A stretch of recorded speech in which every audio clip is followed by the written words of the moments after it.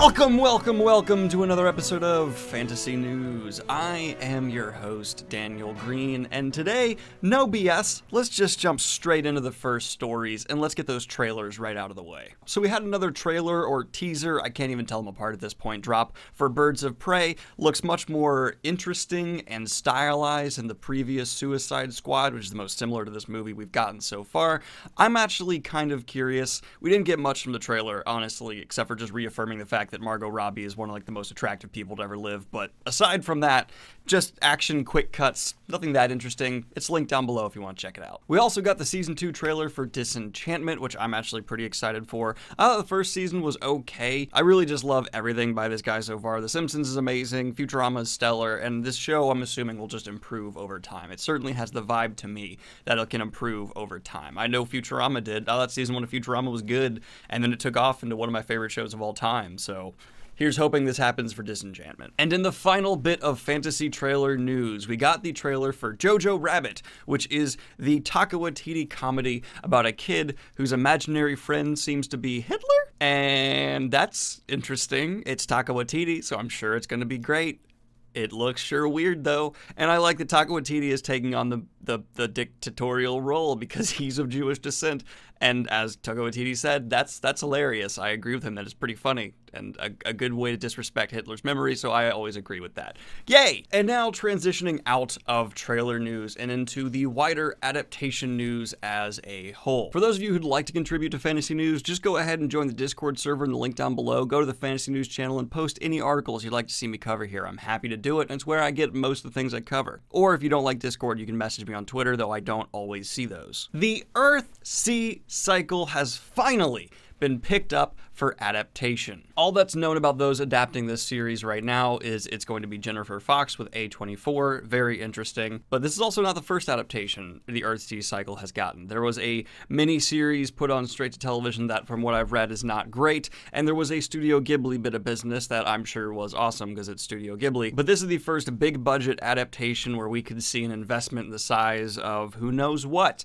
to bring Earth-Sea cycle to the screen. I'm hoping that the adaptation wave of fantasy has some more kind of mass audience appeal stuff like this, because we're getting a lot of grimdark of adaptations, we're getting a lot of things like that, but this is certainly one that has maybe like a whole family could sit down and enjoy this, and I like that. Maybe I'm corny, but I think that's nice. And Le Guin is just a phenomenal author, and everything I've seen, a great person, so I just like the idea that she's getting some validation in this way.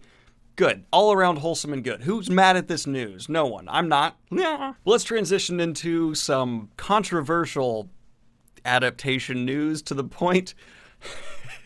I love you guys for this. To the point where my Discord server in the Fantasy News channel spelled out underneath the article posted, "Please no." You guys are funny, and I like that. But it seems that the full original cast for the Harry Potter series might be returning for a WB adaptation of The Cursed Child. I think these two stories are related, where WB is trying to get the rights to have a Cursed Child live-action movie, and they would need the original cast to return. I also have a sneaking suspicion that this won't happen, but I don't know. That's just my gut feeling on this one. And in another bit of maybe kind of controversial fantasy news, J.J. Abrams has stated on the record that The Last Jedi did not throw a wrench in his plans for Episode 9 at all, or derail them. For those of you who've been paying close attention, this is probably true, because J.J. Abrams has gone on the record to say he did not have any plans for Episode 9. It's a case of the mystery box situation J.J. Abrams loves so much, where he asked a lot of questions in Episode 7,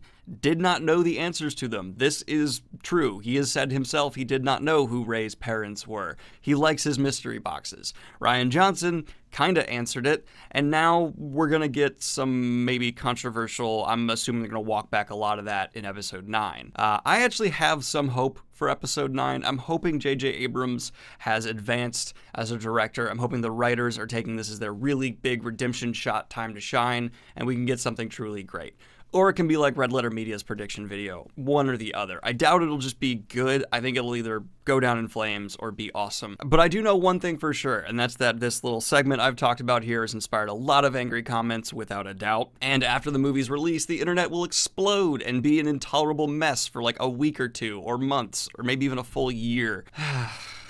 But let's go ahead and jump into this article gets the Shame of the Day award from me here, Daniel Green. The title of the article is as misleading as possible, stating, Avengers, Robert Downey Jr. set to return as Iron Man as he joins Disney Plus show. Notice how carefully that is worded to not give you the actual details you need to know what's really happening here and to just try and get your click as much as possible. Because what's really happening is he might return as a voiceover character for the Ironheart show that is in the work. He is not returning as live-action Avengers Iron Man again, because if you know the Ironheart storyline, she is a character who has a Tony Stark AI guiding her.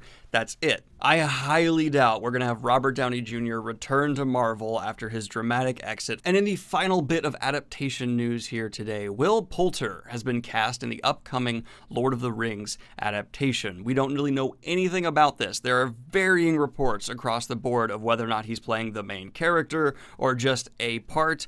We don't know, and I'm seeing conflicting reports, so I'm going to give this one a little bit of time before I do a deep dive into it, and I've even seen where a couple of the tweets that announced it have been deleted, so I don't really know what's going on here, but Will Poulter will be in the upcoming Lord of the Rings TV show, and I can't confirm how big his role will be as of recording this today. But let's go ahead and transition into the fantasy news quick stories of the day. The Handmaid's Tale sequel is also going to be getting an adaptation over at Hulu. HBO's upcoming Watchmen adaptation has finally got a release date, and it's going to be October 20th this year. And the Dark Crystal producers have said they're ready to go for season 2. Now, on the only bit of streaming news we're going to cover here today on Fantasy News, Netflix is apparently changing its release model.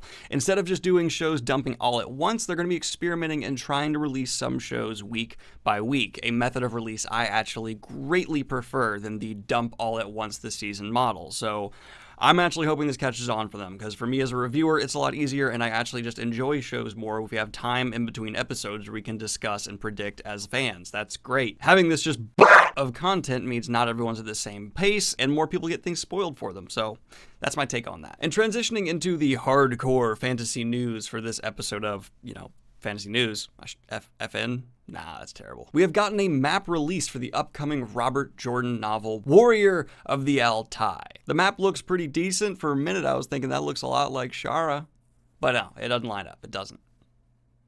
It's not. And 4 new Magic the Gathering cards have been released for the Throne of Eldraine, which is something I'm not aware of. I'm not going to go over it in depth here because I don't know Magic the Gathering that well, but I'm showing the cards on the screen, so there, if you're a Magic the Gathering fan, that's what they look like. But that has been today's fantasy news. Like and subscribe if you have not already. Hit the Patreon if you want to support what I do here. And have a good one, y'all. Peace.